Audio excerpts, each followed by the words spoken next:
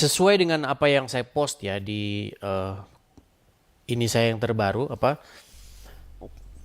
postingan saya yang terbaru mengenai sebenarnya arah tujuan kita itu lebih bagus kemana nih? Karena saya lihat sih itu banyak orang yang menjawab B begitu. Seperti kemarin saja Bang, seperti 2025. Itu kebanyakan memang seperti itu hasil pollingnya. Tetapi saya tidak melihat di situ karena itu postingan itu kan saya buat di Facebook, ya kan? Nah, saya buat di Facebook, kemudian saya bacakan saja ya, ini saya ya, pollingan saya ya. Jadi pertanyaan-pertanyaannya itu adalah seputar mengenai apakah yang harus kita fokuskan ini di tahun 2000. Suara kecil? Suara kecil? Cek cek 1 2 3, apakah suara saya bagaimana teman-teman?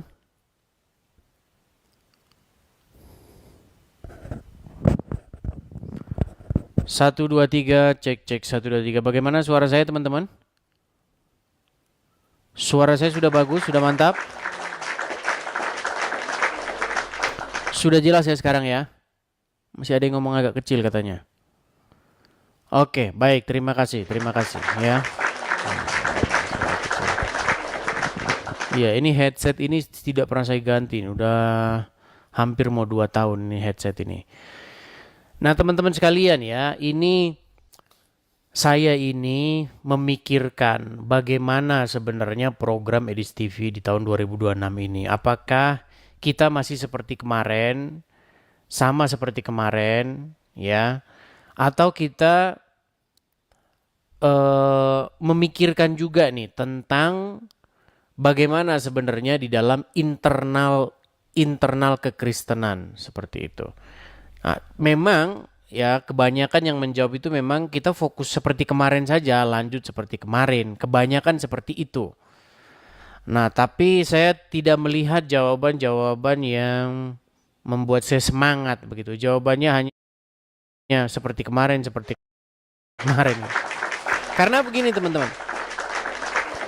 Sebenarnya semua yang pernah kita bahas, yang sudah pernah kita bahas itu sudah ada di YouTube gitu. Jadi kita ini sebenarnya hanya tinggal mengulang dan mengulang begitu. Tapi kalau memang teman-teman keinginan teman-teman seperti itu ya nggak masalah, kita mengulang-mengulang lagi yang kemarin-kemarin. Tapi ya hari ini kita akan membuat obrolan-obrolan santai begitu ya. Jadi kepada teman-teman yang mau ngobrol-ngobrol santai ya seputar polling kita ini, boleh teman-teman boleh mengajukan permintaan naik. Oke, kita mulai dengan bentar ya. Kita mulai dengan sebentar. Plat M, plat.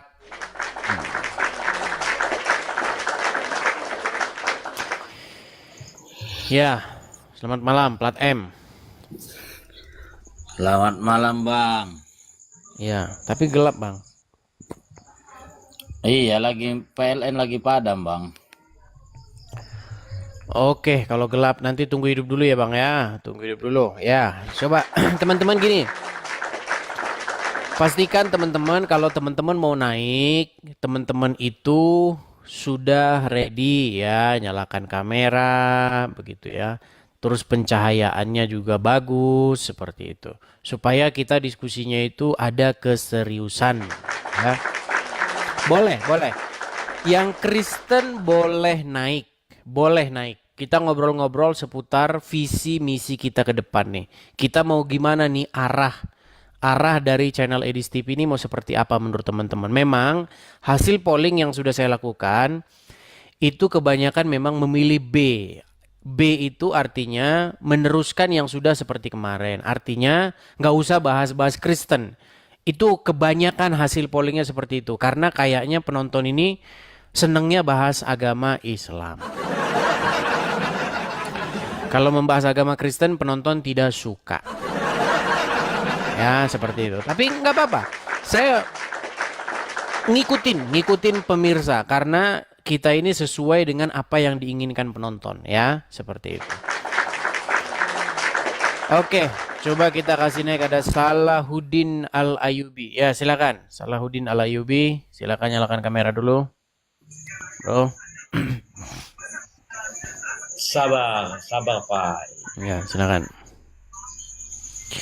Oh, ini teman saya. Ini ada Lampung ini. Gimana ya? Wow, ya. Nyokabak kita ya. Ya, kalau kita ngomong kalau kita ngomong Lampung orang-orang nggak ngerti ya. Ya. Kalau kita ngomong Lampung nggak ngerti penonton ya. Gimana ya? Gimana? Gimana ini sehat-sehat ya? Puji Tuhan sehat-sehat ya, begitu. Gimana kabar Lampung ya? Sehat ya? Lampung sehat, cuaca panas. Cuaca panas ya. Saya ini teman-teman ya, saya kasih tahu. Saya ini sangat-sangat merindukan yang namanya tanah kelahiran saya, yaitu Lampung. Lampung itu tanah tempat saya lahir, tempat saya besar. Begitu. Makanya kangen, cuman mau pulang ketemu Salahuddin Al-Ayubi nanti saya dimasukin karung lagi. Gimana Kedah? Mau pulang tapi nanti dimasukin karung. Gimana? Indonesia bukan negara hukum. Ya, hukum itu kan hanya ada di kertas saja ya. Prakteknya kan lain, beda kan? Tidak lah. Coba ya. Lapor dibegal, ya kan? Pak, lapor Pak dibegal. Ini saya lapor polisi di sini suruh ngapa lewat sana kamu. Terus ngapain kamu di sini juga? Kayak gitu ya. Kan? Ya, gimana ya? Apa tanggapan? Tapi dia Muslim teman-teman. Gimana? Kita mau minta tanggapan dari Muslim nih. Yai, intinya begini Yai. Masih ada channel-channel Islam yang membahas agama Kristen tuh masih ada. Nah, selama itu masih ada, maka hak kami sebagai yang Kristen menjawab itu juga masih ada ya. Cuman yang saya sangat sedihkan, kenapa ini ya? Kalau orang Kristen bahas agama Islam itu kayaknya kalian ini mau ngarungin aja kerjanya. Gimana ya? Aku juga kadang-kadang buka lab juga. Tapi sepanjang aku nerima tamu dari Katolik itu sopan-sopan loh. Dia yang berkeyakinan Katolik ya. Tapi kalau yang berkeyakinan Kristen, ngampun. Itu hanya perasaanmu saja ya. Orang Katolik, aku rasain orang Katolik kalau naik ke Komalku itu rata-rata santun, dan aku paling anti menghujat sebelum dihujat, seperti itu. Nggak mau lah. Kita diskusi itu kalau hujat-hujatan nggak ada manfaatnya. Nggak ada manfaatnya. Ujungnya apa coba? Orang itu tadinya suka sama saya, jadi dia menarik diri untuk tidak suka. Ya, betul ya. Jadi memang begini. Diskusi-diskusi yang saling hujat-hujat, maki-memaki, itu sebenarnya diskusi kekanak-kanakan gitu loh. Kita ini kan tujuan kita ini saudara loh, saudara sebangsa, kita bertetangga. Nah, cuman ya, di dalam kita berbangsa dan bernegara ini kan terjadi ya seperti seorang keluarga lah. Di dalam keluarga itu kan pasti terjadi yang namanya crash, ya enggak? Terjadi yang namanya saling nggak setuju, silang pendapat dan lain sebagainya. Bahkan terjadi pertikaian dan perkelahian. Nah, makanya itu ya, kita ini kan membangun supaya kita ini bisa berbangsa dan bernegara ini dengan baik. Saya kasih contoh ya, masalah TOA. TOA itu sudah diumumkan oleh pemerintah. Untuk melakukan azan itu diatur sekian desibel. Itu azan ya, panggilan sholat yang 5 kali sehari itu. Nah, sebenarnya saya nggak mewakili lah. Saya dari pribadi saya. Oke lah kalian azan nggak apa-apa. Ya namanya orang panggilan sholat gitu kan. Dan diatur oleh pemerintah. Tapi kenapa ya? Orang ngaji, mau nanti kita nanti ngaji ya.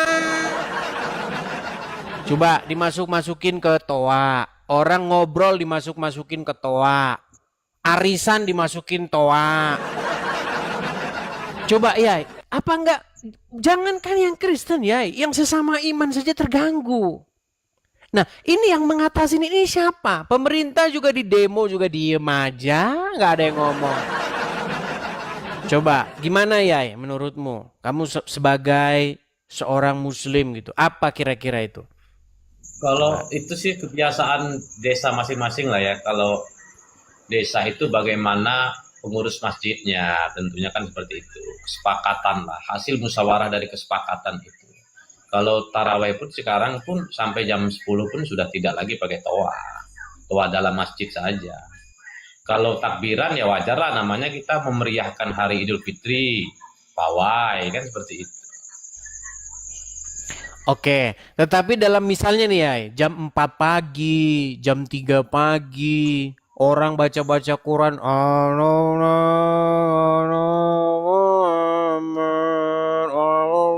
dimasukin toa ya, orang lagi tidur sakit jantung ya, dibikin ya.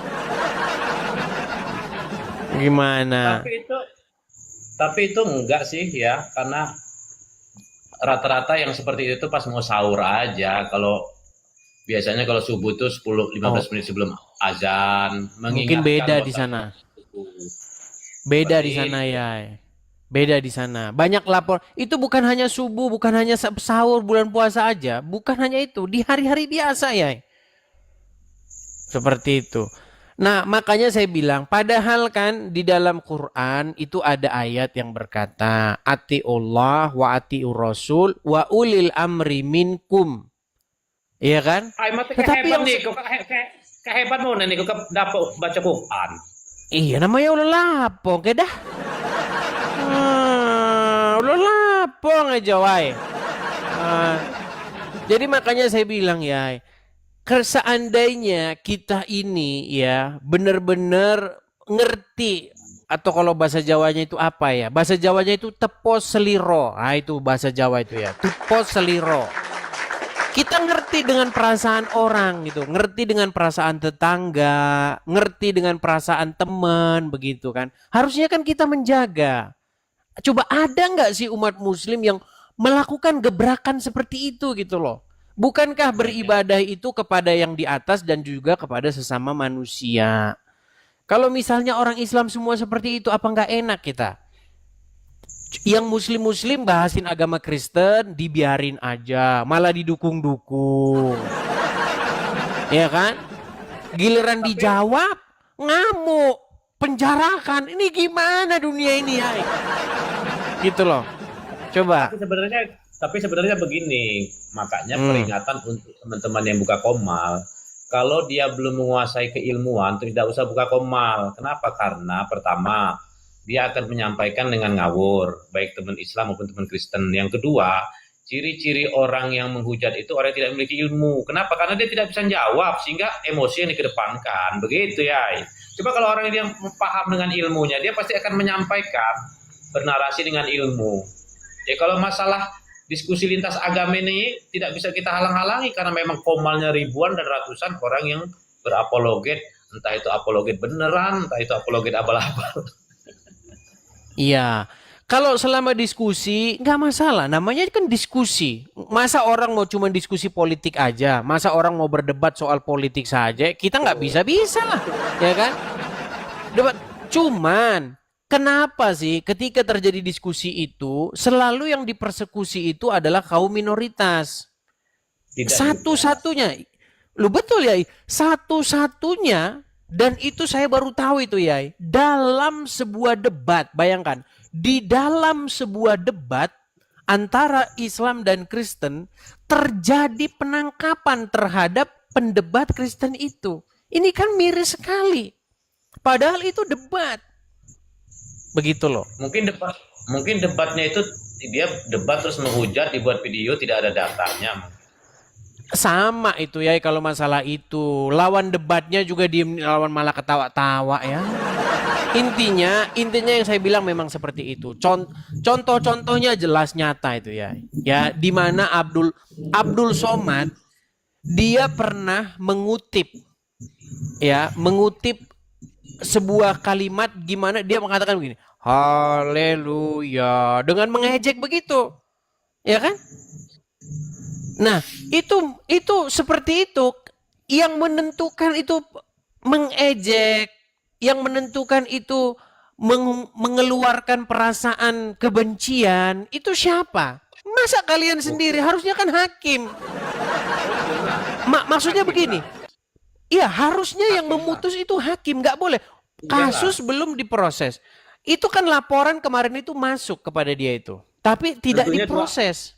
dua alat bukti yang sudah mencukupi, maka dia punya hak untuk diproses sesuai dengan laporan. Seharusnya seperti itu, tetapi kan tidak terjadi gitu loh. Coba bayangin ya, bayangin ada orang non-muslim.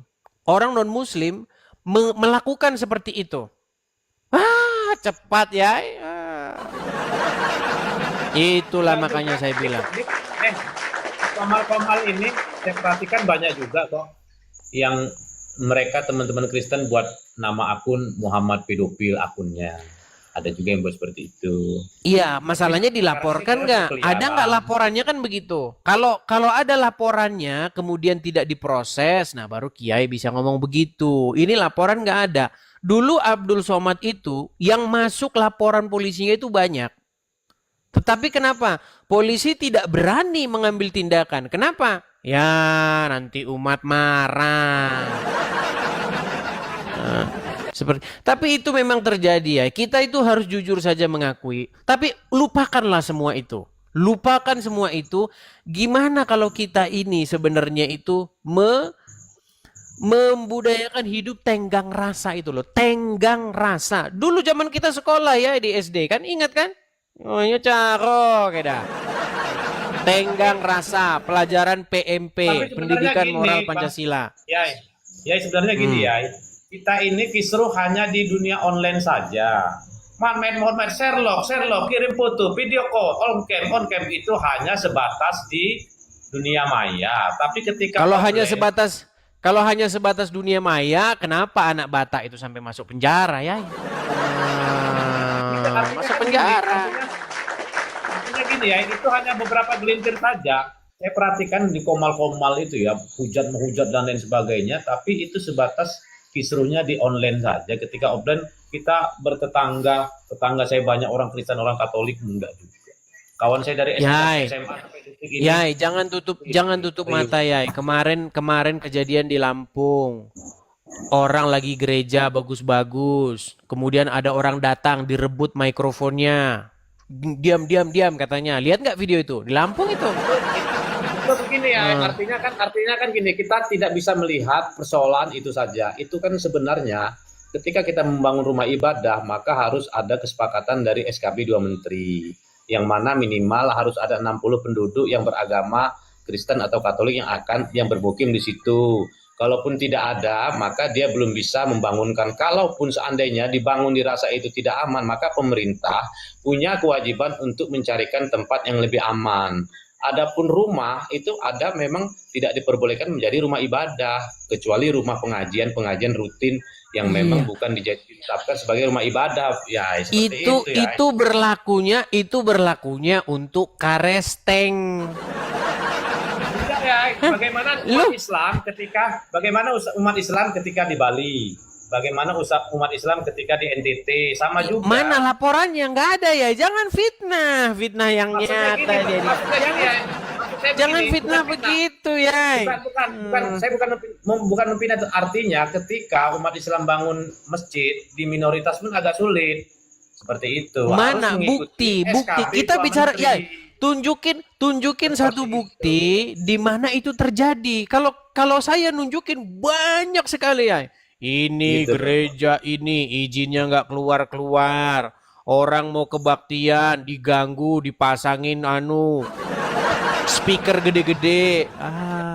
Ternyata Kiai masih saja menutup matanya. Nggak kayak gitu ya, Yai. Yai, umat Islam di Indonesia ini mayoritas, bahkan umat Islam terbesar di dunia. Tapi apakah ada satu orang Kristen yang terintimidasi karena dia ibadah? Hanya segelintir orang dan itu oknum. Sampai detik ini umat Islam Banyak, Yai. di luar Islam beribadah damai. Artinya Aduh, justru jangan aduh. Yai, sekarang saya tanya ya. Itu tidak Oke. baik. Coba sekarang saya tanya. Kenapa ketika orang karesteng ke gereja perlu dijaga-jaga sama polisi? Ada apa? Kenapa kok harus dijaga-jaga? Ya karena ada tukang ganggu-ganggu. Kalau enggak, Artinya itu kan memang ada dulunya ada oknum, tapi saat sekarang ini sudah tidak ada. sampai hari ini kalau misalnya saya acara Natalan, Kasus Yai, kembali. sampai hari ini ketika saya acara Natalan, waktu Natalan selalu banyak polisi di gereja, sampai di dalam-dalam mereka. Kenapa? Ya karena banyak yang mau mengganggu. Tidaklah. Tapi begini ya. Itu bentuk perhatian. Bentuk perhatian pemerintah terhadap minoritas supaya rasa aman itu terjamin. Betul. Suzon nggak boleh. Oke, begini ya. Kenapa itu terjadi? Karena ada rasa di mana tidak aman. Makanya ada polisi. Saya kasih contoh ya. Kiai di rumah dikawal-kawal polisi nggak? Enggak lah. Iya, karena apa? Karena nggak ada ancaman, karena aman. Tetapi kalau ada polisi-polisi di rumah, artinya kiai itu dalam situasi yang tidak baik. Itu indikasi bahwa keadaan itu sedang tidak baik. Nah, selama gereja masih dipenuhi oleh polisi-polisi yang berjaga-jaga, tim gegana, brimob, dan lain-lain, itu menjadi satu indikasi ketidakamanan di tempat itu. Seperti kita jujur aja ya. Tapi gini, saya mau kasih tahu. Kita jujur-jujuran. Ada nggak hadis-hadis yang memang mengajarkan kebencian kepada orang-orang Nasrani dan Yahudi? Kita jujur-jujur aja, coba ada nggak? Tapi gini ya, mereka berangkat dari rumah ke gereja. Nggak dijawab kan? Sabar dulu ya. Silakan. Mereka berangkat dari rumah ke gereja tidak ada yang ngawal. Hanya pas ketika di gerejanya saja dikawal. Siapa tahu justru malah sabotase yang dikhawatirkan untuk memecah belah umat. Ada nama istilahnya politik belah bambu. Baik, Belum saya tentu tanggapi. perilaku itu semuanya orang muslim yang melakukan, kita kan nggak tahu. Nah, untuk memberi rasa aman, untuk menjaga hal-hal yang tidak diinginkan supaya umat di luar Islam ini tetap rukun, bersatu di bawah naungan NKRI, maka diberilah penjagaan oleh aparatur negara. Itu bentuk perhatian. Bahkan kadang-kadang umat Islam juga sebagian yang menjaganya. Oke, tadi belum dijawab pertanyaan saya. Ada nggak hadis-hadis yang isinya kontennya itu memang memicu kalian untuk membunuh orang-orang non-muslim? Itu gini ya, dalam Islam itu ada dua. Satu kafir harbi. Kedua kafir jimmi. Nah, kalau kafir harbi itu kafir yang memerangi umat Islam, maka umat Islam punya hak untuk membalas. Tapi kalau kafir jimmi yang tidak memerangi umat Islam secara lisan maupun fisik, maka umat Islam haram hukumnya menyerang mereka. Fakta yang terjadi di Indonesia tidak ada. Umat Islam menyerang umat Kristen. Baik, saya akan tunjukkan ya. Kasus Poso, kasus Ambon, ini Kiai paham apa yang terjadi asal muasalnya. Dan perlu dipahami seperti itu, Kiai. Baik, ya. Saya akan tunjukkan kasus ya. Nih. Bentar. Saya akan tunjukkan kepada Kiai ini apa yang terjadi. Masalahnya ya, itu kan hanya omongan Kiai saja. Ini loh. Kenapa ini terjadi ya? Ini kan udah ada korbannya nih ya. Nih, saya kasih contoh nih. Contoh yang benar-benar kejadian nih. Lihat. Masih ingat nggak dengan peristiwa ini? Abang ingat nggak dengan peristiwa Ambon sama Poso? Iya, dasarnya ya. Kita ini ngomongin dasar. Ambon sama Poso. Ya, peristiwa Ambon sama Poso bagaimana? Nggak nyambung, Kiai. Gini ya. Kalau kita itu berbicara tentang sesuatu, kita harus kasih tahu dulu dasarnya di dalam ajaran agama tersebut. Di dalam ajaran agama Kristen ya, tidak pernah Tuhan Yesus mengatakan kepada Petrus ketika Petrus mencabut pedangnya, apa kata Tuhan Yesus? Sarungkan pedangmu. Ya kan? Itu ajaran Tuhan Yesus, ajaran Kristen gak ada seperti itu ya. Nah, Tapi, ya, tapi TKP di sebentar dulu lapangan, ya. TKP Sebentar di dulu. lapangan Yesus dibunuh. Ya, ini jelas loh ya. QS 9 ayat 29. Apa bunyinya? Perangilah orang-orang yang tidak beriman kepada Allah dan Rasul-Nya. Yang tidak memiliki agama seperti agama yang ditetapkan oleh Allah dan Rasul-Nya. Jadi ini kan sudah memakan yang namanya, aduh gimana ya. Ada dasarnya gitu loh. Nah sekarang kita jujur-jujuran ya. Benarkah sebenarnya ada ayat-ayat yang membuat orang seperti itu? Apakah Kalau dia itu salah terinspirasi? Betul. Oke, Kalau coba. dia salah memahami dari ayat itu, maka orang tersebut akan melakukan sebuah kesalahan. Akan tetapi kalau dia memahami ayat tersebut dan didampingi dengan ayat-ayat yang lain, bagaimana ayat itu berlaku pada masa apa, maka orang tersebut tidak akan salah memahami ayat itu. Seperti itu. Iya, tapi bunyi ayatnya kan mentah-mentah seperti itu nih. Pelaku bom bunuh di Roy di Polsek Astana Anyar nih. Dia bawa tulisan seperti ini. Perangi para penegak hukum setan. Nah, ya, ini kan jelas ya.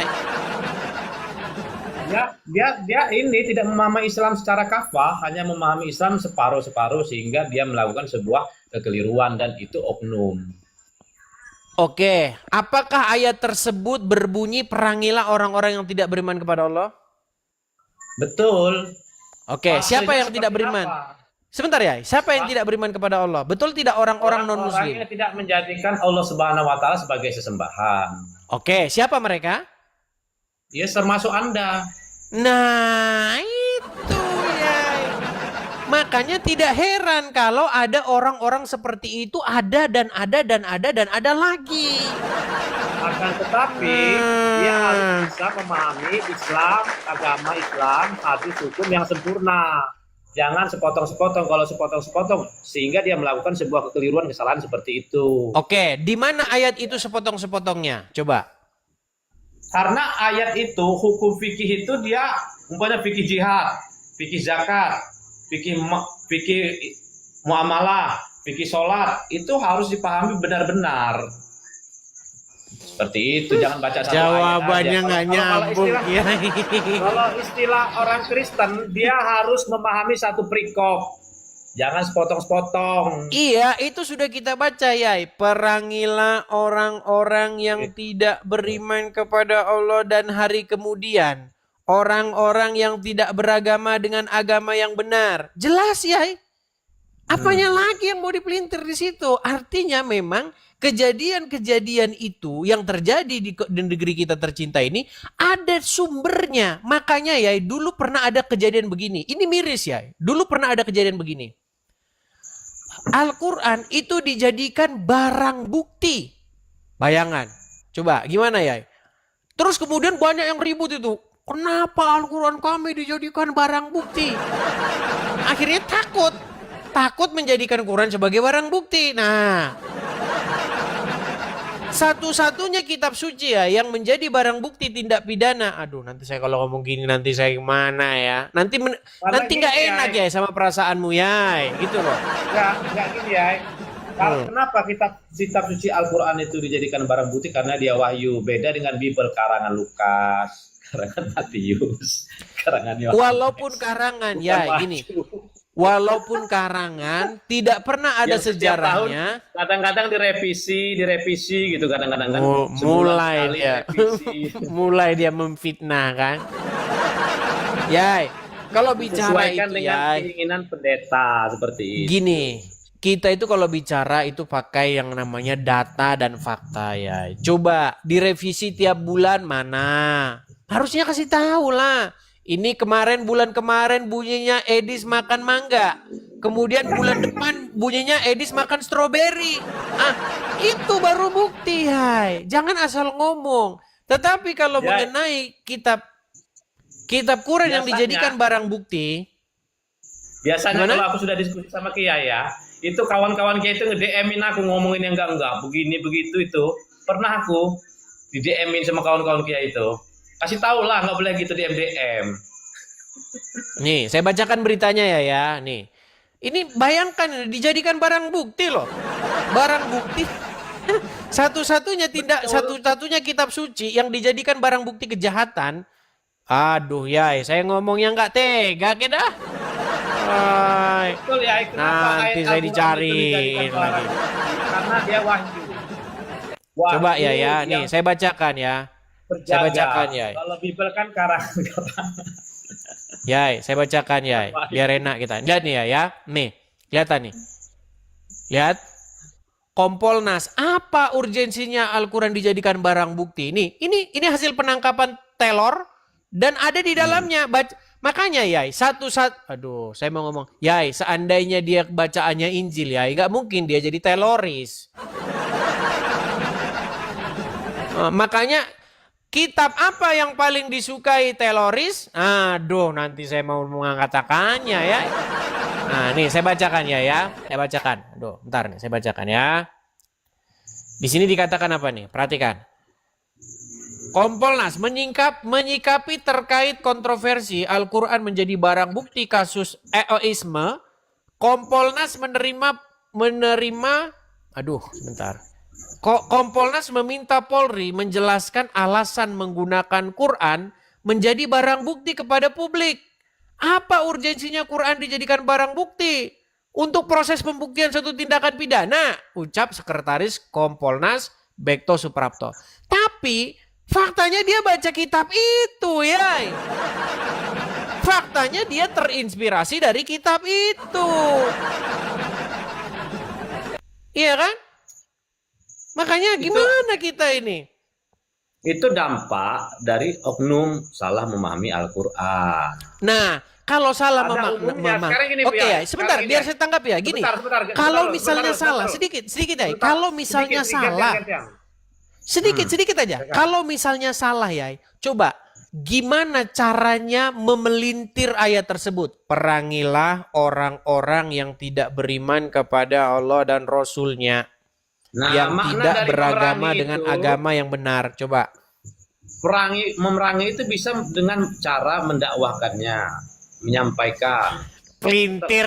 Udah ya di bawahnya. Sekarang Gimana mau dapat ini, penjelasan gitu? Perangi itu maksudnya adalah untuk mendakwakannya. Itu dalam bahasa aslinya itu kotilu. Kata kotilu itu sebenarnya bunuhlah itu loh. Itu sama dengan pembukaan di dalam surat Al-Maidah 176 atau berapa itu yang dikatakan wa ma qataluhu, mereka tidak membunuhnya. Sama itu qataluhu sama itu. Aduh, dakwahkanlah.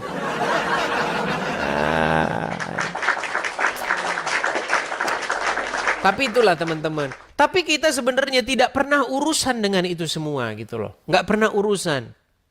Nah, ini adalah tugas kalian, wahai teman-teman muslim. Gimana caranya biar hal yang begini tuh nggak terjadi dan terjadi dan terjadi dan terjadi. Gimana caranya biar ini di stop? Makanya ada program dari pemerintah namanya program deradikalisasi. Seperti itu supaya tidak ada orang-orang yang seperti itu. Nah, inilah tugas pemerintah. Ya, puji Tuhan lah ya. Kalau kita lihat tuh angkanya memang ya menurun kalau dibandingkan dengan yang lalu-lalu, ya kan? Tapi tetap saja sebenarnya masih ada itu di bawah rumput, ya, masih ada. Seperti itu.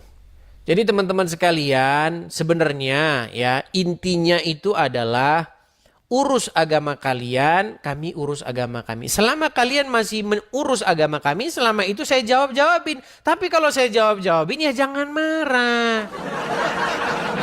Dijawab marah. Ya. Oke, kita kasih naik ada Samsudin. Kita mau bahas polling Edis TV malah lari ke sini. Ya, Samsudin. Selamat malam. Selamat malam, Bang. Silakan, Bang.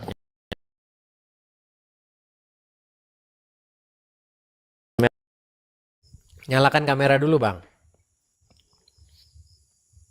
Samsudin, Sudah. belum? Saya sudah kirimkan Sudah. undangan untuk menyalakan kamera, coba diterima di situ, simpan. Ya. Jadi Bang Edis, saya ini cuma tidak mau diskusi masalah agama. Saya menyambung tadi masalah Poso. Saya menyambung masalah Poso karena saya ini Gak orang ada asli kami ngomongin Poso tadi. Kami tidak ngomongin Poso. Ada tadi yang Ustaz. Ada tadi Tidak, yang Ustaz. kami Saya itu ikuti. berbicara begini, Samsudin, dengarkan gini. Kalau orang Iya, iya. ribut, Iya. orang tawuran di jalan. Kalau ngomongin orang ribut, orang pawai itu apa namanya? Pawai partai politik ya, partai A dengan partai B ribut di jalan. Kita nggak ngomongin itu. Itu adalah hal-hal random yang bisa terjadi. Tapi kita bicara mengenai pemantiknya. Apakah memang ada di dalam ajaran Anda, di dalam kitab suci Anda maupun dalam hadis, hal-hal yang membuat orang-orang agama Anda itu melakukan hal yang demikian? Coba, kita jujur-jujuran. Ada nggak ayat-ayat seperti itu? Yang bikin orang kalau baca, langsung mereka mau perangilah. Coba, ada nggak? Silakan. Begini Bang Edis, kalau saya ini terlepas dia agama apa saja, jadi intinya cuma dua saja, kerjakan perintah jauhi larangan. Cuma itu saya tidak mau campur dengan masalah apakah dia agama apa. Cuma masalah Poso ini tadi saya mau kasih tahu Mas Edis yang sebenarnya ini orang Poso dulu ini mayoritas Muslim, mayoritas. Jadi kita tidak apa-apa mau, kan saya ini Pak Gorontalo, saya mama orang Poso asli, orang Kristen. Jadi karena kita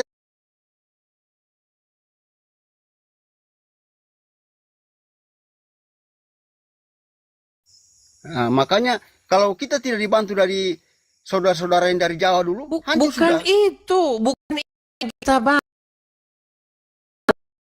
Saya kasih contoh.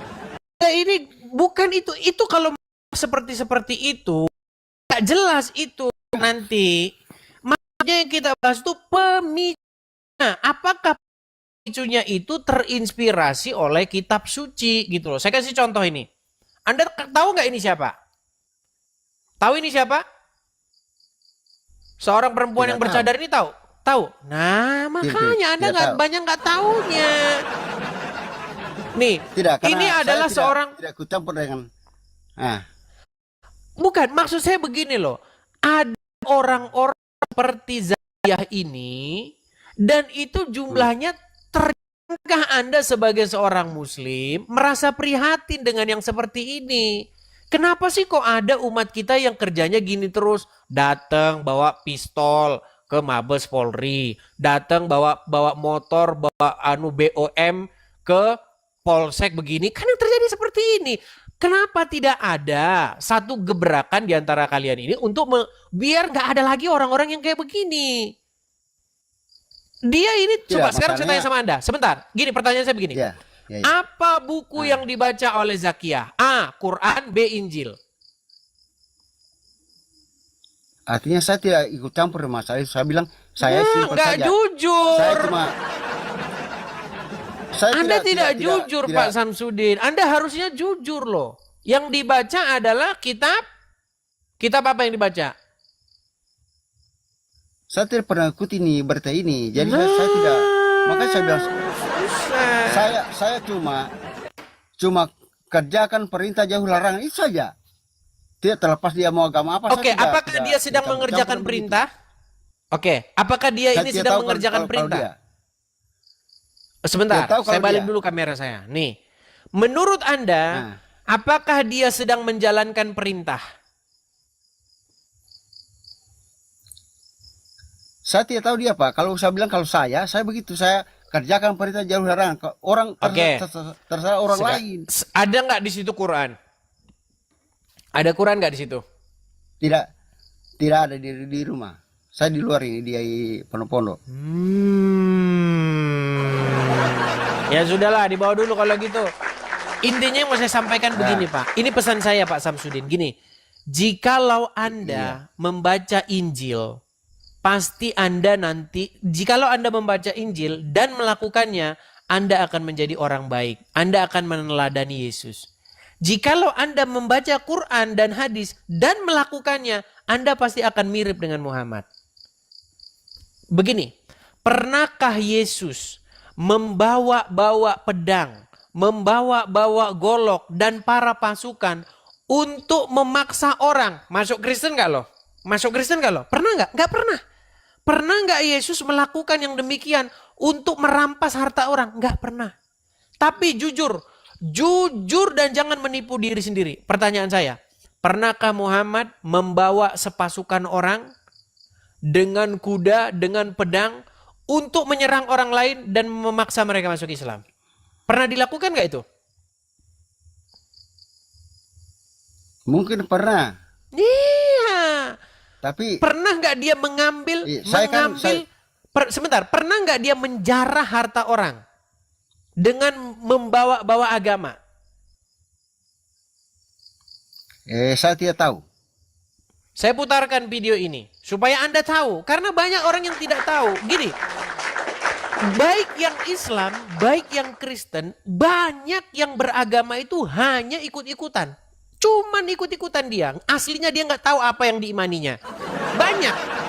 Dan saya harus jujur mengakui itu terjadi baik dari dalam agama Islam maupun Kristen. Coba dengarkan ini ya. Nih. Ya. Sebentar. Coba dengarkan ini. Saya tidak bohong. Coba Anda dengarkan. Berapa jumlah, ya? Nih, perhatikan. Tak kurang dari 50.000 keping uang dinar. Zaman Nabi tak ada duit kertas. Zaman Nabi itu uangnya di dinar. Uang dinar itu satu keping beratnya 4,25 gram. 4,25 gram emas itu kalau sekarang 4 juta sekian. Karena 1 gram sekarang sudah 1 juta sekian. Tapi karena kita udah lama kenal, harga lama aja lah, 2 juta aja lah. 50.000 keping kali 2 juta. Kalau di total sekarang rupiah, berapa dapat Nabi waktu perang Badar tahun kedua itu? 50.000 keping kali 4,25 gram kita hargai 2 juta. 100 miliar. 100 miliar itu berapa persen untuk Nabi? Wa'lamu annama ghanimtum min syai'in fa inna lillahi khumusahu. Nabi Muhammad mendapat jatah rampasan perang khumus, khamsah 5, khumus 1/5, 20%. 20 miliar dari perang Badar. Nah, 20 miliar. Makanya dia seorang miliarder dari hasil rampasan perang itu. Makanya seorang ustadz namanya Ustadz Felix Xiao pernah berkata, parfumnya Muhammad itu cuma 70 juta.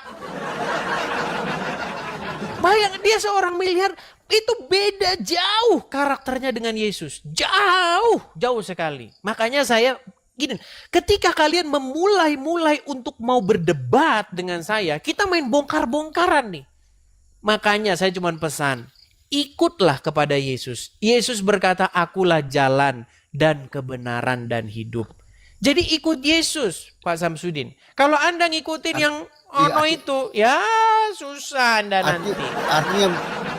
Artinya kalau saya Ya? kalau saya punya prinsip begini, kalau saya punya prinsip, mau kita ikut siapa, sepanjang kita punya perbuatan itu tidak baik kepada alam sekitar, kepada siapa saja, pasti kita nanti tidak baik jadinya. Berarti Anda tidak mendengar apa yang saya katakan.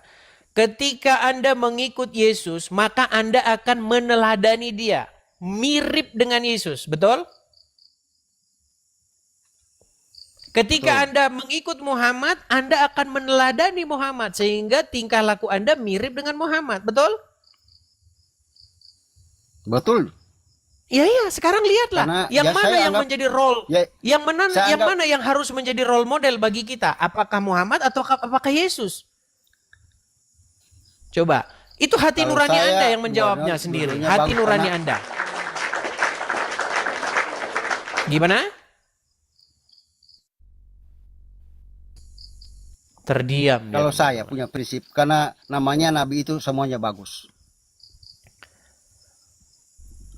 Apakah bagus menyerang kampung orang lalu mengambil istri-istrinya dari situ? Ya sudahlah, dibawa dulu saja lah kalau begitu. Itu Ya, sama nabi, itu Pak. aja pesan saya.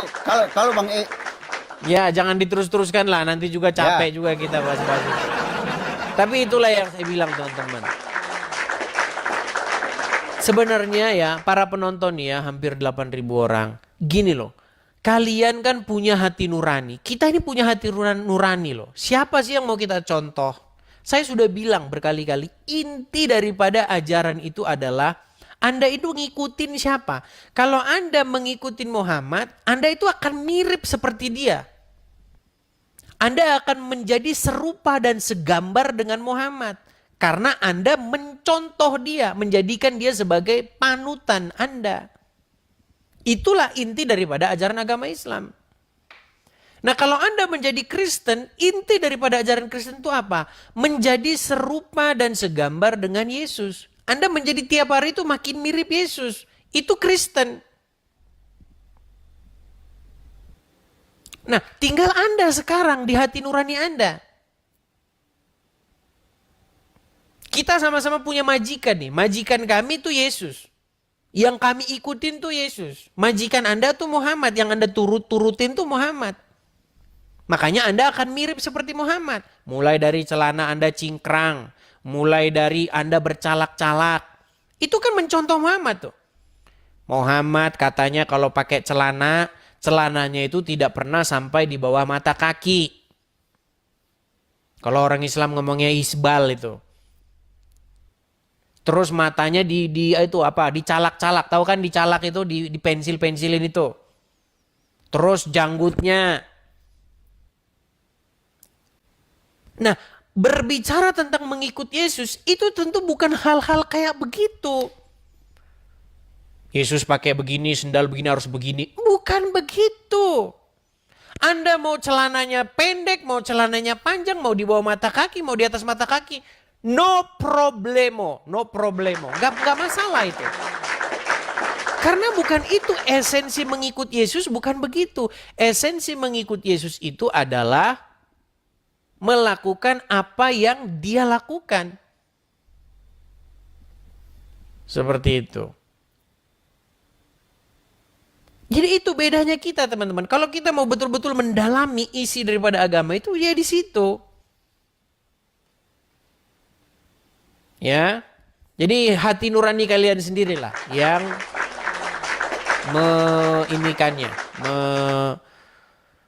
menjawab itu. Ya, silakan. Ini Syueb lagi.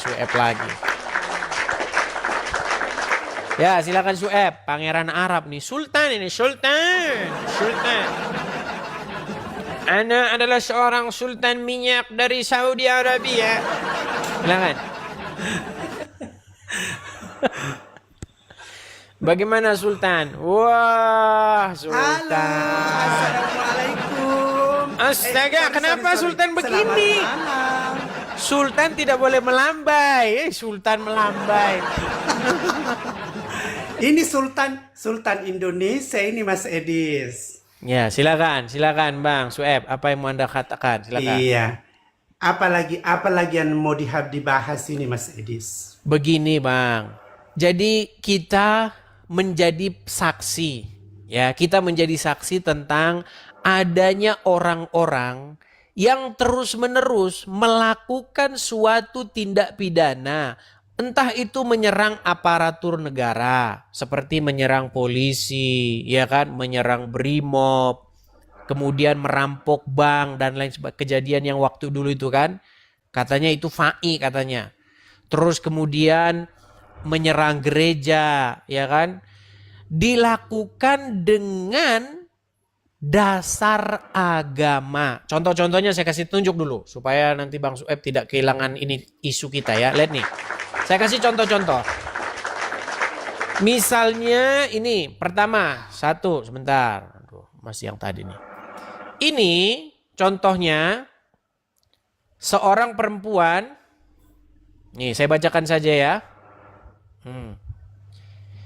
Nih, seorang perempuan, dia kelihatan ya pakai jilbab. Cadaran bahkan ya, sangat islami. Ini kejadian kapan? Kejadian tahun 2021.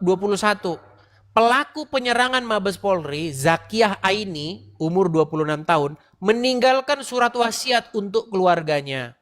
Dalam surat itu ia meminta maaf telah mengambil keputusan yang menurutnya adalah jalan Rasul. Perhatikan nih, jalan Rasul.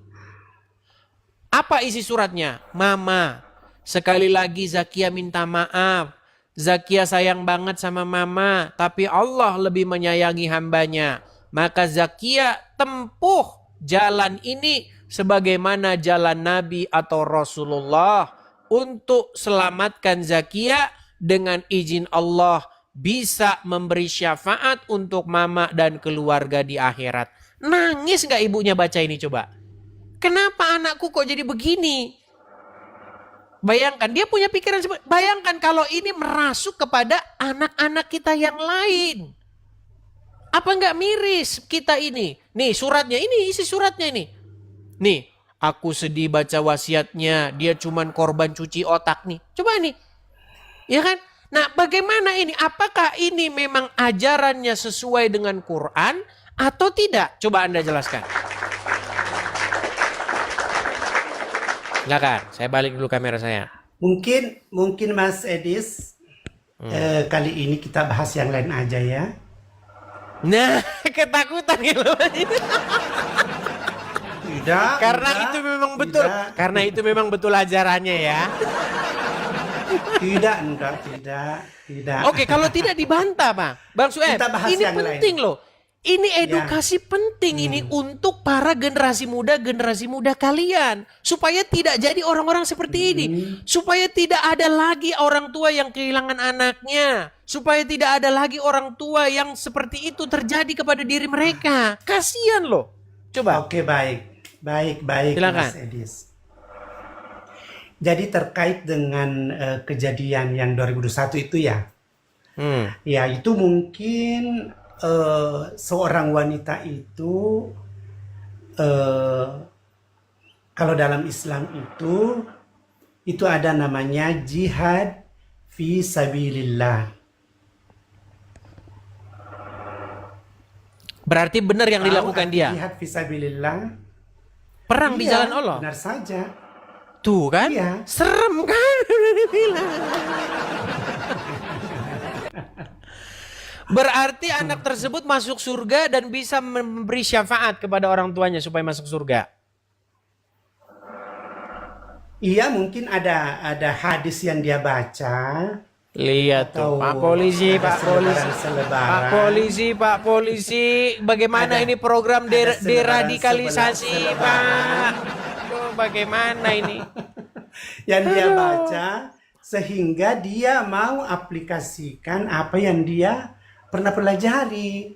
Tapi tidak semuanya kok orang Islam seperti itu, Mas Edis. Oke, saya kasih satu Ya, surat mungkin nih ya. seperti itu. Seperti Oke. itu jawaban saya. Mungkin kita bahas yang lain aja, Mas Edis. Ini jangan takut bahas yang ini. Sebentar, ini isu penting loh, ini vital loh. Vital ini. Nih, kalau sambil saya tunjukkan surat ayatnya ya. Nih ya, bentar. Menurut hukum Islam, apakah kita, menurut agama Islam, apakah kita memutuskan perkara berdasarkan apa yang diputuskan Allah? Halo? Iya betul. Bentar ya. Saya kasih tunjuk. Sabar. Oke, itu ada di dalam Quran surat Al-Maidah ayat 47. Nih, Saya tunjukkan ayatnya ya, surat Al-Maidah ayat 47. Kenapa mereka bisa seperti itu? Ini masalahnya nih. Nih. Al-Maidah 47. Dan hendaklah orang-orang Coba, pengikut halo, Mas Edis. Mas Edis. Gimana? Mas Edis. Coba baca ayatnya itu. Jangan terjemahannya saja. Coba baca ayatnya. Mulai baca-baca Arab kalau gini. Kamu Loh, begini saja, apakah kamu kan- artinya salah? kamu kan- Begini, kamu Bang. kan- Bang Sueb, Tidak, kalau tidak terjemahannya salah, artinya cuma saya mau dengar Mas Edisnya itu baca ayatnya karena Mas Edis mengaku kan pernah saya dengar di mulai programnya kalau Mas Edis bahwa 100 kali Mas Edis baca Al-Qur'an. Berarti Iya, sudah yang lancar saya dong. baca, Nah, kan Mas ini Bang saya Sueb. mau pembuktian. Saya mau pembuktian dari Mas Edis bahwa apa betul itu dia mempelajari Al-Qur'an itu apa namanya selama 13 tahun itu. Dibuktikan dong. Bang Sueb, saya tidak pernah Ya. mengklaim bahwa saya adalah orang yang ahli membaca huruf Arab. Tidak pernah. Gini aja. Iya, memang. Saya beri gini, saya beri saja betul, sebentar. memang, saya Gantian dong, dengar. kan tadi udah ngomong. Gantian dong, gini. Saya memberikan tantangan. Barang siapa yang bisa menunjukkan video di mana saya mengklaim bahwa saya ahli membaca huruf Arab, saya terjun dari Monas. Saya tidak pernah mengatakan itu. Yang saya katakan adalah saya mempelajari agama Islam. Saya mempelajari Quran. Nah, yang kalian pelajari bukan agama Islam dan bukan Al-Quran. Yang kalian pelajari adalah membaca huruf hijaiyah. Beda ya. Begini, Syuaib, ini kita harus jujur. Tidak selamanya dong. Bukan hanya huruf hijaiyah saja Bang yang Syuaib, kami pelajari. Bang Syuaib, gini ya Bang ya. Tapi Begini Bang. ilmu Al-Qur'an Apa lah. gini? Apa bedanya mempelajari Al-Qur'an dengan mempelajari huruf hijaiyah? Ya beda lah. Nah, kalau orang mempelajari Nah, huruf begini, hijaiyah, begini, dia Mas Edis. mempelajari dia mempelajari bagaimana membaca huruf alif, ba, ta, sa, ja, dan seterusnya, ho, dan seterusnya. Itu belajar membaca huruf hijaiyah. Makanya setelah mereka selesai baca, ditanya apa artinya, ya nggak tahu kok tanya saya. Itu. Tetapi ketika saya mempelajari Quran, Iya, mungkin. saya baca artinya. Karena yang penting bagi saya adalah maknanya, artinya, apa pesannya, bukan bagaimana cara baca hurufnya. Gimana? Nah, Coba. begini Mas Edis. Jadi dalam mempelajari Al-Qur'an itu, jadi yang mendasar itu dipelajari itu dari huruf hijaiyahnya dulu. Karena kapan salah penyebutan huruf, maka otomatis salah arti. Begitu. Jadi Baik. makanya Mas Edis tidak boleh menyepelekan mempelajari huruf hijaiyah itu Baik. itu seolah tidak Baik. penting. Oh, tidak begitu Oke, Mas baik. Edis. Baik, saya tidak bilang tidak penting. Yang saya bilang, justru kalau terlalu penting artinya lupa dibaca. Nah, coba. Apakah di sini terjadi Tidaklah. kesalahan terjemahan? Makasih Kak HP, makasih. Apakah di sini terjadi kesalahan terjemahan? Di sini dikatakan ya, dan hendaklah orang-orang pengikut Injil memutuskan perkara menurut apa yang diturunkan Allah di dalamnya. Perhatikan, ini intinya nih. Barang siapa tidak memutuskan perkara menurut apa yang diturunkan Allah, maka mereka itu adalah orang-orang yang fasik. Betul? Betul? Betul. Nah, kalau seseorang memutuskan perkara tidak berdasarkan Quran, fasik nggak orang itu? Iya. Oke, saya balik sekarang. Di negara Itu kan kita, di negara kita, kalau orang mencuri, korupsi, orang mencuri, hukumnya dipenjara atau dipotong tangan. Sebenarnya kalau menurut undang-undang Al-Quran atau dalam Al-Quran itu seharusnya dipotong tangannya. Oke, Fakta'u aidiyahum. oke. Harus Tapi tidak dilakukan kan? dipotong Tapi tangannya. tidak Tapi dilakukan karena kan? kita di Indonesia itu kalau di Arab ya memang dipotong tangannya. Iya, kita Dan bicara kita bicara di negeri kita, Bang. Madinah di Oke. Iya, saya ngerti, Bang, ya. saya ngerti. Itulah Di negara itulah kita, kalau sedikit di Bang Sueb. Indonesia. Ya. Bang Sueb, di negara kita orang yang mencuri tidak dipotong tangannya, tetapi dikurung badannya, betul? Iya. Oke, apakah itu memutuskan perkara berdasarkan apa yang diturunkan Allah?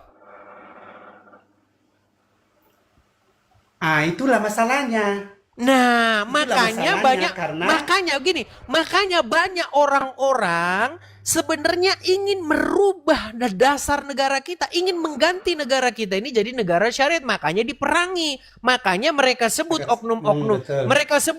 makanya mereka sebut ya orang-orang tersebut, saya katakan oknum ya, karena tidak semua, ya, tapi jumlah yang sedikit ini bisa mempengaruhi semua ini, ya, ini tinggal bom waktu yang meledak saja. Ya, saya ini termasuk orang yang memperhatikan gerakan-gerakan bawah tanah ini. Jadi ada orang-orang dari golongan Islam tertentu yang radikal yang ingin mengganti dasar negara kita Pancasila menjadi syariat Islam. Makanya mereka berusaha memerangi aparatur negara dengan mengatakan mereka sebagai togut. Makanya di mana dilihat polisi, disitulah mereka mau membunuh. Nah, pertanyaan saya, ini menjadi pertanyaan dasarnya. Seperti yang terjadi kepada Zakia tadi. Apakah yang dilakukan Zakia tadi itu berjuang di jalan Allah, fisabilillah? Karena ia ingin memerangi orang-orang yang itu, togut itu tadi, yang tidak mau menjalankan syariat Islam. Coba, jawab dulu. Pusing dia jawabnya kan? Bener yang dibilang Edis ini bener, mau dibantah ajaran gue. Gimana? Ini mau dibantah ajaran gue nih, gimana? Tapi mau dilawan gue tinggal di sini nih. Gimana? Kan berat, serba berat. Gitu loh. Ya itulah saya kira tadi saya sudah jawab itu Mas Edis, bahwa mereka itu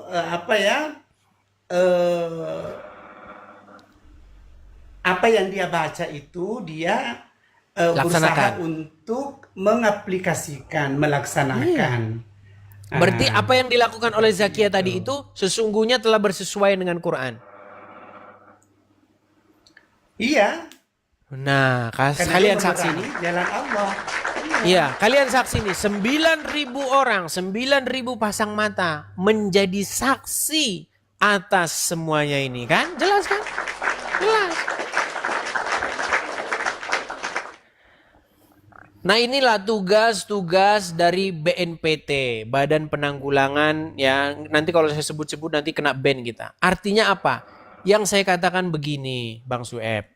Kalau kita ini mau benar-benar membersihkan yang namanya bibit-bibit teror itu, memang akarnya itu, ayatnya itu memang harus. Makanya kemarin Pak Saifuddin Ibrahim bilang, hapus ayat-ayat tersebut, tapi langsung heboh. Loh, saya juga mengatakan itu. Di salah satu video saya itu mengatakan itu. Hapus hadis-hadis yang menimbulkan intoleransi. Ada nih, saya tunjukkan. Nah, nih saya kasih tunjuk ya video saya ini. Saya kasih tunjuk, ada ayat-ayat itu kita nggak boleh ingkari, ada. Jangan kita itu munafik. Kalau ayatnya masih ada di situ, jangan harap itu akan ini. Aduh, mana tadi HP saya? Aduh, hilang HP saya. Aduh. Ada itu di ini saya. Pokoknya mampir saja ke beranda saya, lihat di situ. Iya. Tapi saya rasa terlalu namanya itu Mas Edis, kalau ayat-ayat Allah kita begitu berani menghapusnya, itu tidak boleh karena itu firman Allah Subhanahu wa taala. Tapi kalau itu menimbulkan orang-orang yang memunculkan orang-orang seperti tadi bagaimana? Nah, yang jadi masalah kita ini sebagai umat Islam itu seharusnya mendalami apa yang dimaksud ayat-ayat Allah Subhanahu wa taala, kan ada tafsir. Ada beberapa tafsir dan saya rasa Mas Edis tahu bahwa dalam Al-Qur'an itu tidak bisa diterjemahkan hanya secara harfiah saja.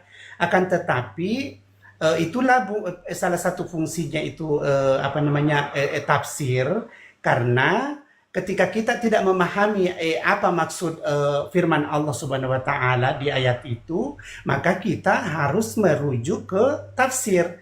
Yang kedua juga Mas Edis tentu tahu bahwa tafsir Al-Quran itu ada beberapa. Karena tafsir Al-Quran itu ada yang menafsirkan dari segi linguistiknya.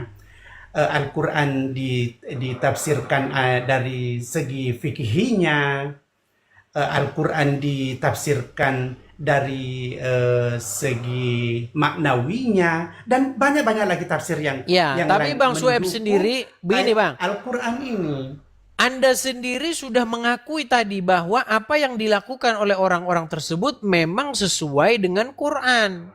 Memang itulah ajaran agama Islam. Terus ngapain lagi ditafsir-tafsir? Artinya sudah kelar. Cuman maksud saya begini, Bang Sueb. Ini terakhir nih Bang Sueb. Kalau memang seperti itu, Bang Sueb pun setuju. Karena ada satu ayat yang berbunyi, masuklah kamu ke dalam Islam secara kafah. Betul? Ada nggak? Ya. Coba. Berarti tidak boleh orang Islam itu menjadi Islam itu separuh-separuh. Nanggung-nanggung. Nggak boleh, betul? Harus penuh, betul? Iya. Ya, makanya pentingnya. Makanya Aceh mereka berjuang untuk mendirikan hukum syariat Islam. Karena apa? Karena mereka ingin melaksanakan syariat Islam. Makanya dibuatlah hukum syariat Islam di sana. Nah, makanya sebenarnya kalau memang seperti itu, ya kalian saja yang melaksanakan syariat itu. Kami jangan, kami kan bukan muslim. Contoh. Kalau ada seorang namanya Muhammad, siapa begitu muslim, korupsi, potong tangannya itu. Biar berhenti dia. Kalau itu saya setuju. Kalian laksanakan bagi kalian, begitu. Itu saja solusinya. Cocok itu. Bagi kalian. Supaya apa? Berkurang itu koruptor-koruptor itu. Seperti itu. Amin. Karena kalau di penjara ngabis-ngabisin duit anggaran. Habis anggaran bikin. Iya. Udah dia korupsi, kita lagi yang majakin ngasih makan dia. Gitu. Makanya menurut hukum kalian itu kalian lakukan terhadap kalian sendiri. Kami yang Kristen, yang ini enggak. Kami kan bukan muslim. Gitu. Cuman takutnya nanti kalau dibikin hukum gitu, yang dari muslim jadi Kristen semua nanti. Repot itu. Semoga saja tidak, Mas Edis. Selama umat Islam itu memahami Al-Quran dan hadis, insya Allah, saya rasa tidak itulah yang saya coba. Islam, baik. Masuk Kristen. Walaupun Mas Edis selalu menggiring orang-orang Islam yang masuk di komalnya Mas Edis, bahwa umat Islam itu dua robnya. Tidak akan mungkin. Lah kemarin kan sudah itu. Diulang lagi. Iya. Udah, gini. Bang Sueb, ini poin penting juga yang Anda sampaikan ini. Menarik tadi statement Anda mengatakan supaya umat-umat Islam itu melek akan isi Qur'annya. Karena terus terang saja, saya sebagai seorang pengkaji Al-Qur'an, saya sebagai orang yang sangat-sangat mendalami isi Qur'an, saya melihat memang orang Islam tidak menjalankan isi Al-Quran. Yang dijalankan oleh orang Islam menurut saya bukan Al-Quran, tetapi kitab karangan para ulama. Loh, coba. Al-Quran memerintahkan untuk beriman. Sebentar, ini bagus nih. Al-Quran memerintahkan untuk beriman kepada Injil nggak? Al-Quran, iya, artinya begini Mas Edis. seorang Islam, siapapun itu yang mengaku sebagai Islam, tidak sempurna keislamannya, keimanannya, bila mana dia tidak mempercayai bahwa kitab Injil itu ada. Nah, Dan sekarang Nabi Isa alaihissalam sebagai utusan oke, Allah tidak sekarang sempurna. Iya. apakah lalu kenapa sekarang di rumah-rumah orang Islam tidak didapati kitab Injil? Karena apa?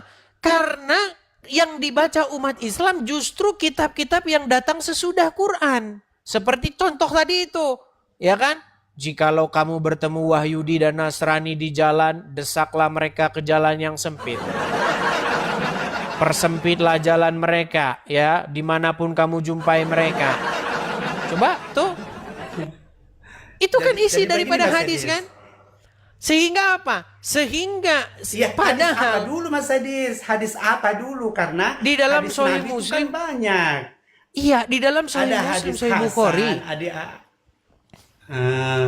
Bang Sueb, di dalam Sahih Muslim, Ya. Sahih Bukhari itu jelas sekali loh. Di situ jelas tertulis bahwasanya kalau Anda bertemu dengan orang Wahyudi dan Nasrani di jalan, pepet mereka, desak mereka ke jalan yang sempit.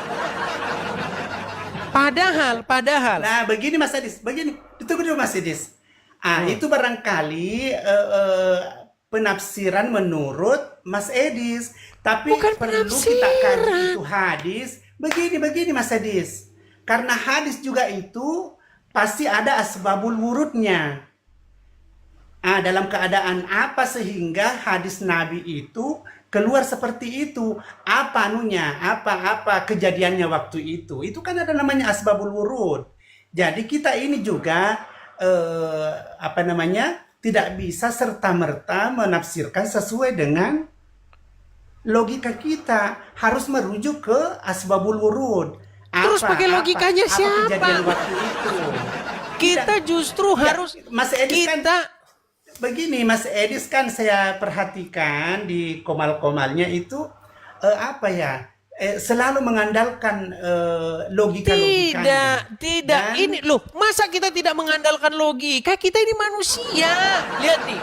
Di dalam Iya, Sahih tetap di dalam mengandalkan Sahih logika. Muslim. Saya bacakan dulu sebentar.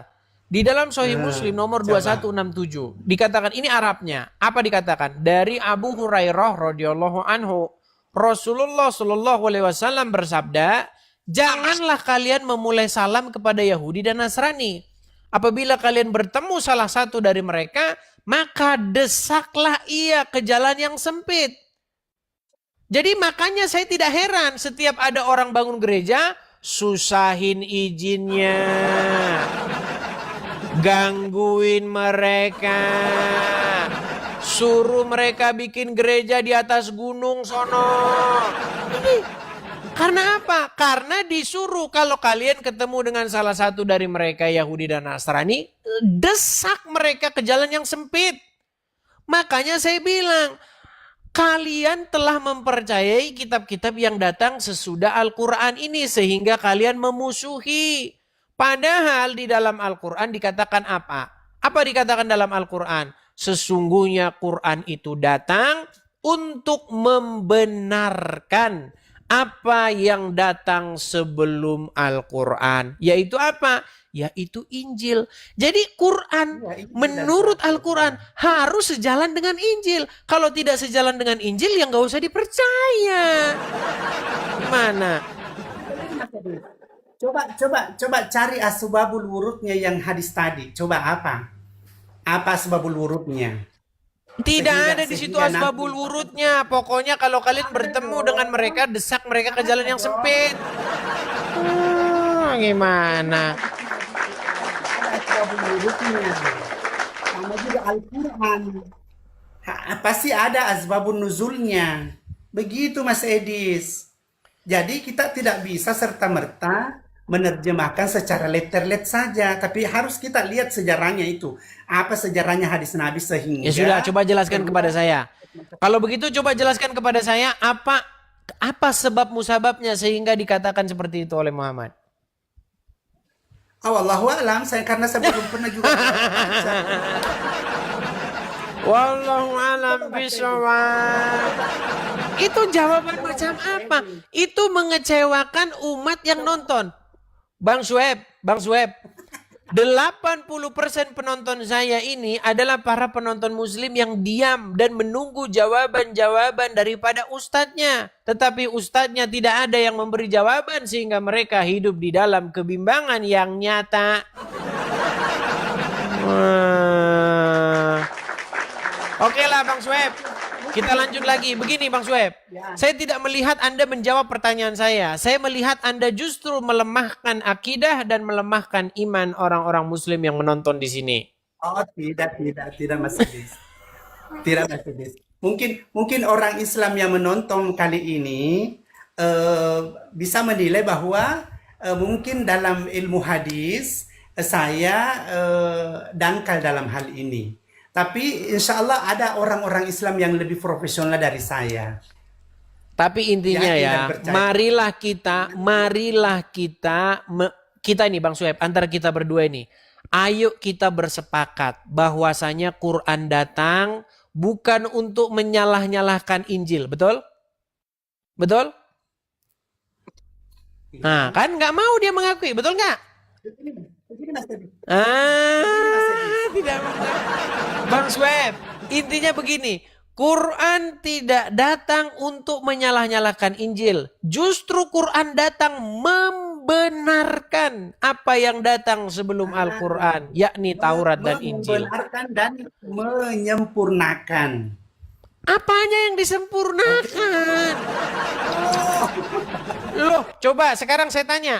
Kalau memang Quran datang untuk menyempurnakan, pertanyaan saya, menurut Al-Quran, berapa jumlah murid Isa dan siapa nama-namanya? Oh, kalau itu maaf saya kurang tahu itu Mas Edis. Iya, apanya yang disempurnakan tuh apanya? Bagaimana menyempurnakan? Masa yang menyempurnakan tidak lebih tahu daripada yang disempurnakan? Coba baca Injil sebentar. Kalau misalnya Injil sebentar. Kalau misalnya Injil dan Quran bisa ngomong. Begini Bang Sueb. Seandainya Injil dan Quran bisa ngomong. Saya tanya Injil. Injil, siapa nama murid-murid Yesus dan berapa jumlahnya? Jawab, 12 namanya A, B, C, D. Tanya Quran. Al-Quran, sebutkan berapa jumlah murid Nabi Isa dan siapa nama-namanya. Quran pasti akan ngomong. Ya nggak tahu kok tanya saya. Gimana Anda ini? Ya sudahlah Bang Sweb.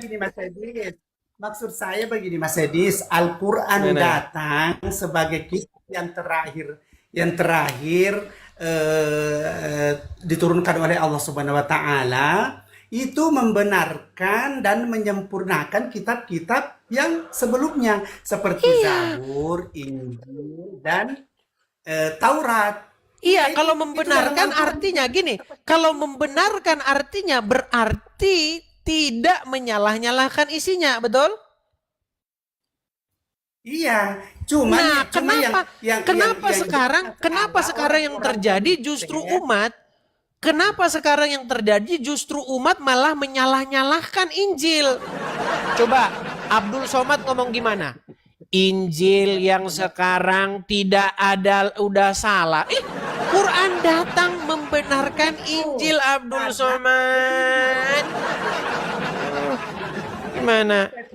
Statementnya Ustaz Abdul Samad, karena sekarang Injil itu kan sudah mengalami perubahan. Tapi kalau sebutkan ayat Quran gini.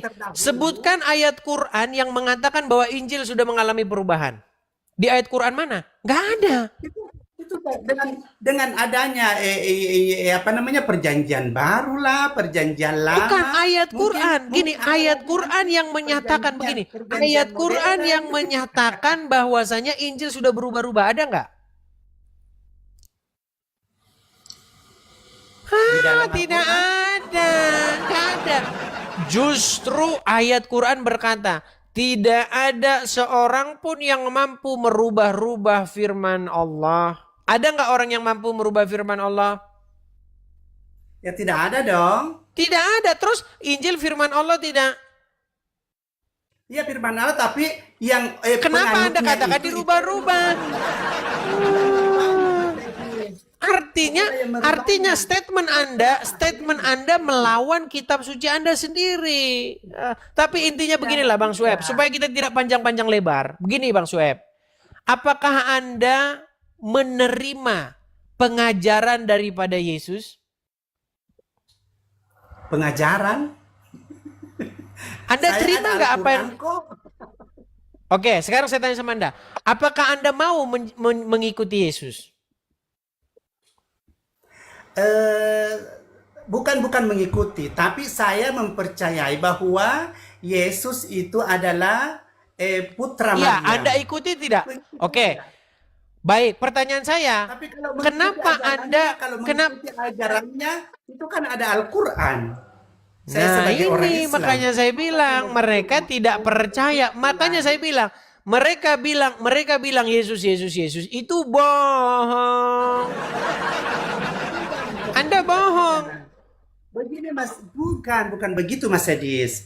Maksudnya kami itu mempercayai bahwa Nabi Isa alaihi salam itu adalah Rasul Allah yang diutus kepada umatnya. Tapi Oke, apa bukan kitabnya? kita mengikuti ajarannya. Apa kitabnya? Begitu. Apa kitabnya? Kitabnya apa? Ya Injil. Oke, Injil. kenapa Anda tidak percaya isi kitabnya? Meninggal dunia. Udah, dipikirin dulu saja itu. Pikirkan saja dulu sana. Ada dalam Al-Quran, Udah, Mas Edis. saya turunkan, dipikirkan dulu Bang Sueb. Bang Sueb ini kebanyakan mengeyelnya. Mengeyel terus dia. Iya. Sudah jelas-jelas tidak dibeda-bedakan katanya. Tetapi yang diikutin cuman Muhammad saja. Itu pun bukan Muhammad yang diikutin. Yang diikutin adalah Bukhari. Nah, silakan Wakanda. Rahmat Afandi Siregar. Makasih Awing, makasih. Silakan Rahmat Afandi Siregar. Halo. Silakan Bang, nyalakan kamera dulu.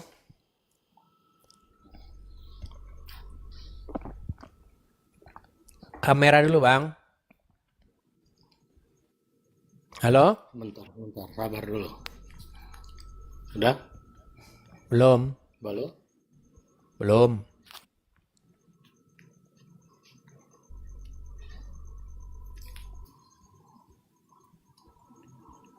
Lama.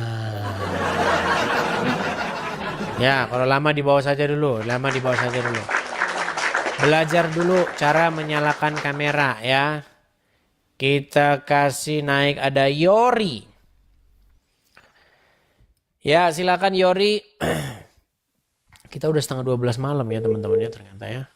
Halo Yori. Bentar ya, aku lagi nyalain kamera. Oke, silakan Oke, Yori. udah. Halo. Foto profilnya di Yerusalem. Enggak, itu cita-cita aku. Oh, Itu cita-cita. cita-cita aku, iya dong. Silakan Yori. Halo sebelumnya, aku mau nyapa semuanya. Ternyata di sini banyak orang Muslim juga ya. Banyak. Sebelumnya aku nggak pernah sih selama ini nungguin live-nya Bang Edis, karena biasanya jujur yang suka nonton itu orang tuaku, papi mamiku yang sangat suka nonton Edis TV. Cuma belakangan memang aku sesekali nengok lah. Cuma malam ini memang paling lama karena aku ngantri buat naik. Jadi aku mau nggak mau nungguin. Thank you ya Bang Edis. Aku nggak pengen debat, tapi malam ini aku kepingin nyampein sesuatu juga sih di sini ya, karena ternyata banyak saudara Muslim yang dari tadi aku lihat, banyak banget. Pertama-tama aku mau berterima kasih buat Bang Edis karena puji Tuhan 35 tahun aku jadi orang Kristen dari lahir ya. Betul apa yang kata apa yang Bang Edis bilang, kalau kita tuh nggak cuma Islam, kita Kristen juga kadang kita ikut-ikutan, ya kan, karena kita lahir Kristen, jadi ya udahlah kita agama Kristen gitu. Dan aku bersyukur banget karena beberapa kali aku nengokin live-nya Bang Edis, aku jadi terpacu untuk juga mencari tahu, untuk juga belajar gitu loh, supaya kita nggak jadi Kristen yang ikut-ikutan. Dan beberapa hari ini jujur ya, dari apa ya, beberapa omongan-omongan Bang Edis yang kemarin soal pipis onta lah segala macam, itu aku mencoba akhirnya belajar juga, aku cari, aku baca, dan di sini aku naik bukan untuk menghakimi apapun ya, buat teman-teman saudara Muslim, tapi hari ini saya mau menyampaikan sedikit hasil belajar saya beberapa hari ini.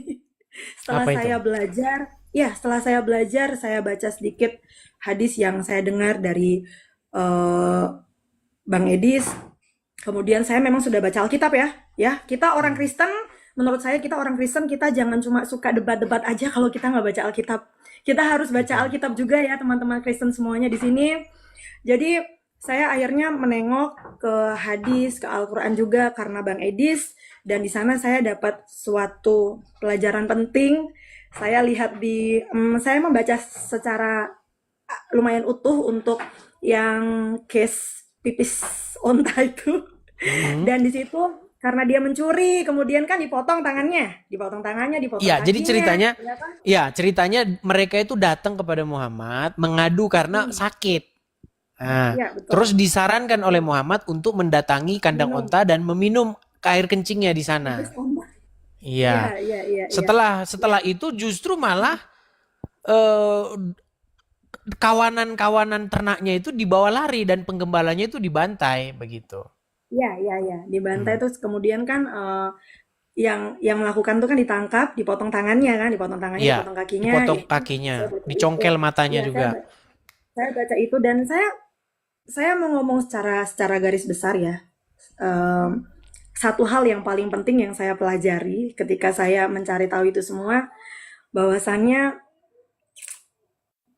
saya bersyukur sekali kenal sama Tuhan Yesus. Buat teman-temanku, saudara Muslim yang ada di sini semua yang hari ini lihat live ini, satu hal saya sebagai orang Kristen 35 tahun umur saya, ketika saya membaca itu, saya tidak menghakimi kalian, cuma saya melihat satu hal perbedaan yang saya temukan bahwa memang benar Yesus itu nggak ada tandingannya, Yesus itu Betul. tidak ada yang bisa menyaingi. Karena apa?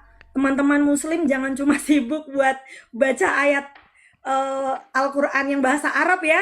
Kalau tadi kita bahas juga, kalau memang kalian meyakini bahwa memang kalian datang itu untuk menyempurnakan Injil gitu kan, Al-Quran untuk menyempurnakan Injil, maka kalian juga harus baca Injil lah kalau saya mau saran gitu. Daripada repot-repot belajar bahasa Arab, mending kalian baca bahasa Indonesia juga. Kalau memang butuh Alkitab, bilang aja sama saya, nanti saya kirim Alkitab. Sekarang udah nggak perlu lagi. Sekarang sudah zamannya paperless. Udah nggak perlu lagi kertas-kertas. Iya, betul, Download. betul, Iya, betul, tinggal download di Android.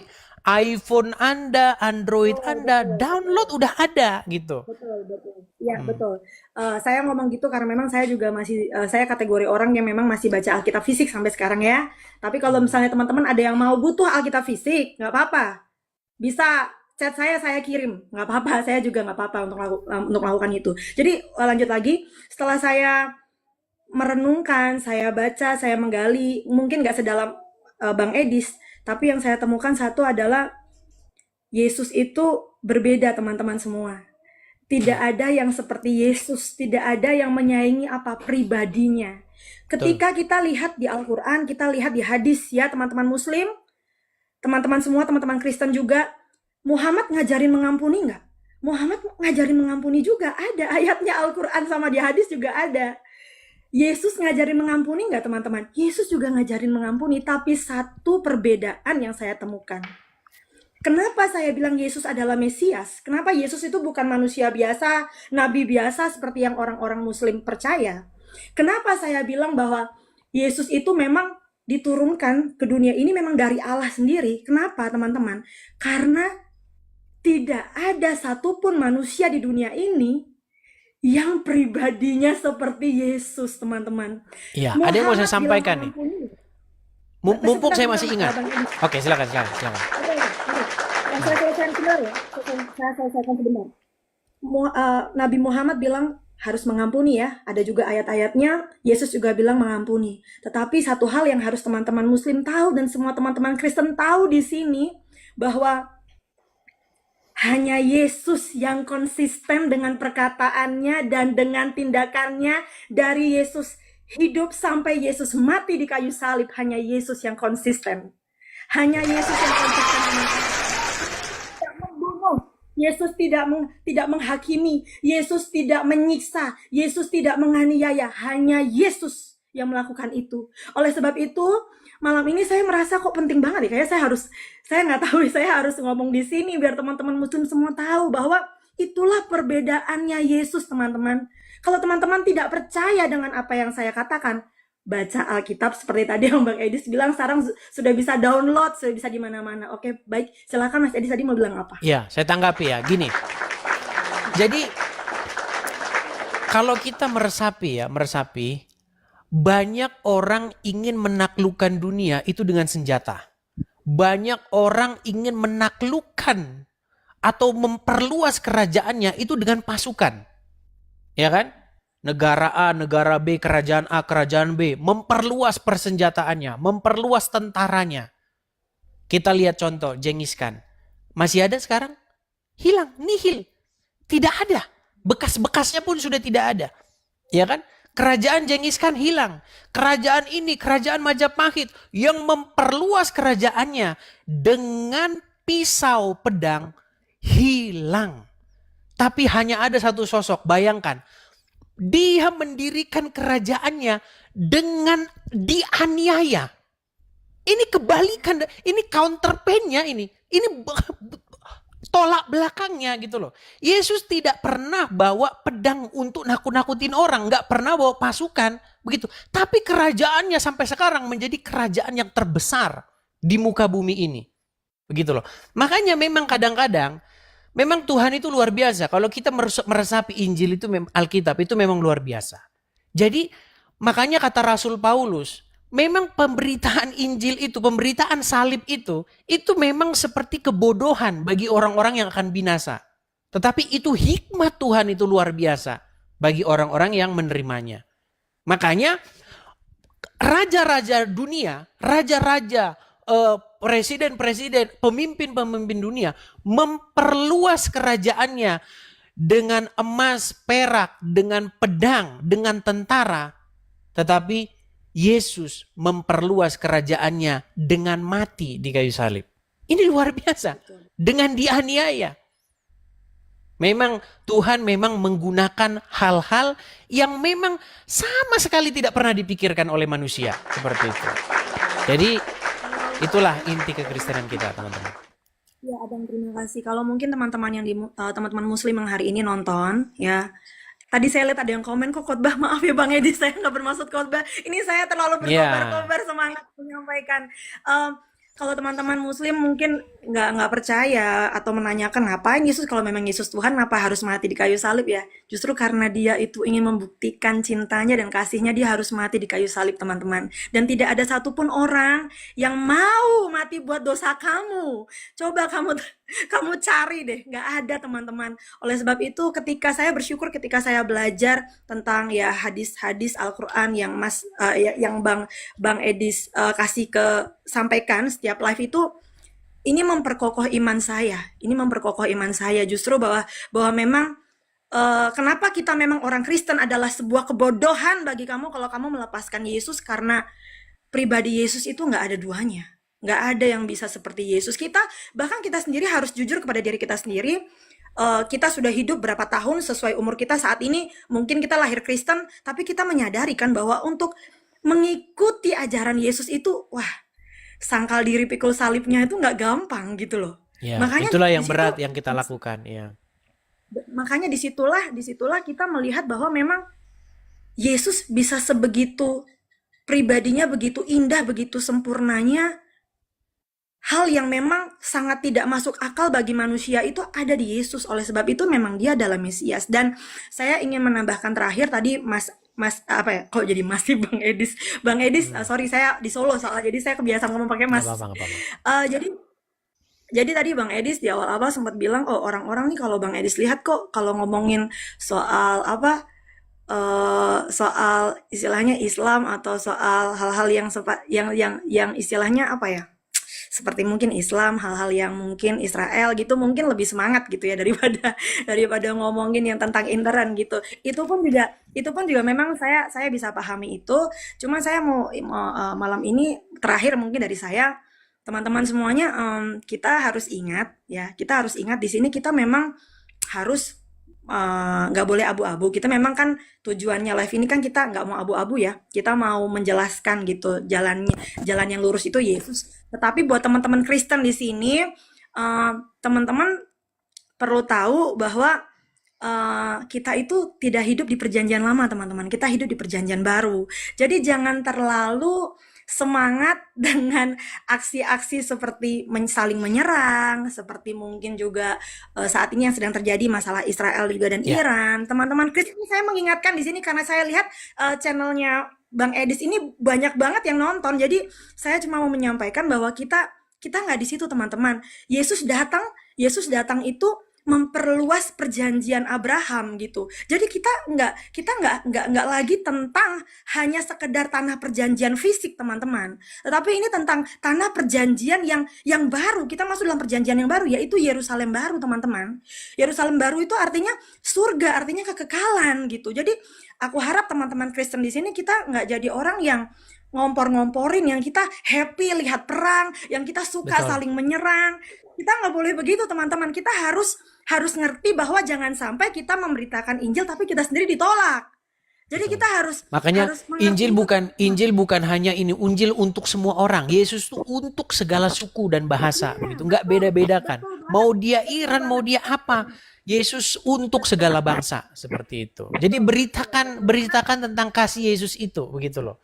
Jangan malah Betul sekali. ikut-ikutan perang seperti itu.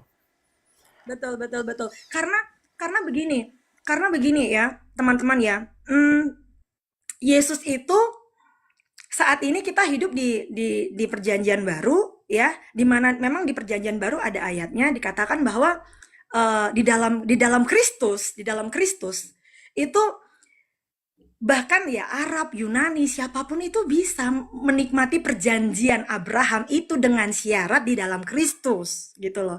Jadi Betul. teman-teman harus mengerti bahwa kita hidup di zaman saat ini tuh bukan soal bangsa Israel, negara modern, bukan teman-teman. Tapi siapapun berhak menerima perjanjian yang sama, Yerusalem yang baru itu, hidup yang kekal itu, keselamatan itu, jika dia menerima Yesus sebagai Tuhan dan Juru Selamat. Ini saya rasa ini hal yang perlu teman-teman Kristen tuh harus ingat. Teman-teman Kristen harus ingat, kita di sini bukan Bang Edis di sini bukan acara cuma seru-seruan, terus kita saling mengejek, bukan teman-teman. Tapi kita harus memperdalam pengenalan firman Tuhan, kita memperdalam iman kita di dalam Kristus itu. Aduh, Baik, sorry Bang Edis baik. jadi panjang. Tapi ngomong-ngomong kaosnya keren. Iya, Iya. ini kaos buatan aku Bang Edis dulu waktu COVID, komsel aku kan punya komsel di situ. Jadi aku bikin kaos ini buat kita jual, hasil penjualannya buat bantu-bantuin orang waktu COVID. Oke. Oke lah, baik. Ini juga teman-teman udah pada demo nih. Mereka suka demo. Turun. Terima kasih Bang Edis, Tuhan berkati Oke, semuanya sama-sama. teman-teman. Sama-sama. Selamat malam. Tuhan berkati ya. Selamat malam. Ya, teman-teman sekalian, tapi ngomong-ngomong by the way, anyway, busway, teman-teman, sudah hampir jam 12 malam. Ini orang-orang juga yang nonton udah pada tidur nih, teman-teman. Masih banyak yang mengajukan permintaan naik ya. Masih ada Hendra Maulana, masih ada, pokoknya yang nama-namanya sangat Islam ini sangat banyak nih ya. Ini katanya yang suka saya ini. Konon katanya sekop domba ini tukang sekop. Kirain. Halo, Edis Gimana bro? tipu. Bagaimana hari Dinaik ini kok ini, tidak Edis sanggup tipu memblokir ini, akun weh. saya? Enggak, aku baru nampak ini, Edis. Aku baru nampak kau ini live Konon ini. Aduh, konon enggak katanya di-set aku. konon katanya ini akunmu ini khusus untuk menyekop akun-akun saya biar rungkat. Tapi kenapa kok tidak mampu ini? Iya. Kenapa tidak mampu? Iya, ini aku baru nampak ini live kau, Dis. Aku baru nampak live kau. Jadi terlambat aku. Kau Ini jangan Just- rungkat ya. justru Live terus, live justru terus. Justru kau nanti yang akan kena sekop. Ya, kita. Nggak apa-apa, Dis. Iya, dia mau Nggak bikin apa-apa, aku laporan. kan nggak apa-apa. punya akun. Turunkan dia. Nggak. Dia mau bikin laporan, teman-teman. Biar kita kena sekop. Oke lah teman-teman ya, sebelum kita kena sekop juga ya. Kita rehat dulu teman-teman, kita lanjut lagi besok. Padahal tadi saya ini mau membahas polling loh. Oh iya teman-teman, saya polling tentang apa yang sebenarnya harus kita fokuskan untuk tahun 2026 ini teman-teman. Apakah kita perlu membahas internal iman kita? Karena seperti yang teman-teman ketahui, saya mengeluarkan statement-statement dan statement-statement saya itu memang keras bagi orang-orang awam dan mengagetkan bagi orang-orang awam. Nah, makanya teman-teman bisa nanti dijawab polling saya. Polling saya itu sebenarnya di Facebook teman-teman. Karena apa? Karena kalau Facebook itu jelas, dia pakai akun asli. Karena kalau Anda bikin akun Facebook pakai nama bodong, pasti nggak lulus. Makanya saya lebih senang tuh di Facebook. Kalau di Facebook tuh pasti akunnya asli begitu. Jadi teman-teman, saya membuat satu postingan dan itu ada di Facebook saya. Silakan teman-teman nanti bisa kasih jawaban di situ apakah A atau B. Memang walaupun mayoritas B, ya nanti saya pengen lihat alasan-alasannya. Seperti itu ya teman-teman ya. Tinggal mampir saja ke video terbaru yang saya post, nanti teman-teman bisa kasih jawabannya di situ. Dan terakhir ya teman-teman ya, sekali lagi teman-teman support dan dukung saya teman-teman. Karena teman-teman apa yang saya lakukan ini juga perlu support dan dukungan dari kalian. Terima kasih teman-teman yang telah mensupport acara ini. Baik melalui tap-tap layar, suka, memfollow, mengikuti. Saya ucapkan makasih.